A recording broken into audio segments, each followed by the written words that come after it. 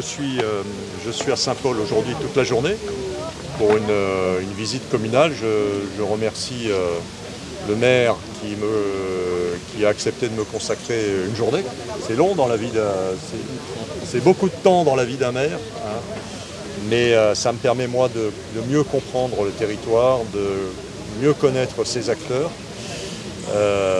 Voilà, j'ai eu l'occasion de dire que la ville de Saint-Paul est une ville très étendue, très diverse géographiquement, diverse socialement, et de saluer les projets de la municipalité qui sont ambitieux, qui sont variés, qui sont utiles pour le territoire.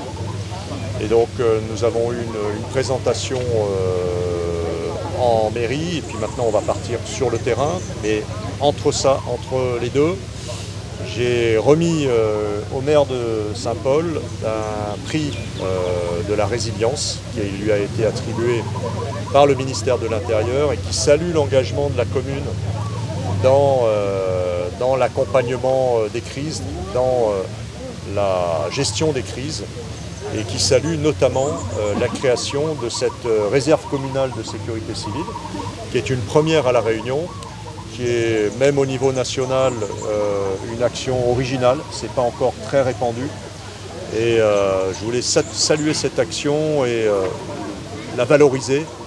Je souhaite qu'elle puisse servir de modèle pour les autres communes de La Réunion, sur un territoire où on sait combien les crises sont récurrentes et peuvent être d'ampleur. Exactement, je suis venu à Saint-Paul à titre personnel, je suis venu à Saint-Paul pour constater les dégâts causés par Garance sur la commune, qui sont considérables. Et là, effectivement, je viens pour comprendre les projets de la commune, ses difficultés et la façon dont l'État peut les accompagner. Il y a un projet sur lequel on travaille, auquel j'ai été confronté assez rapidement après mon arrivée, qui était une opportunité majeure pour la ville de Saint-Paul, c'est le projet d'Écocité, sur lequel nous nous sommes déjà rencontrés. Alors c'est porté par le territoire de l'Ouest, c'est sur le territoire de Saint-Paul, et ça c'est un projet d'envergure, de grande envergure. Voilà, et puis après il y a les différents projets. Nous allons visiter des ZAC, nous allons voir un peu tous les projets que le maire souhaite m'exposer et qui vous présentera mieux que moi.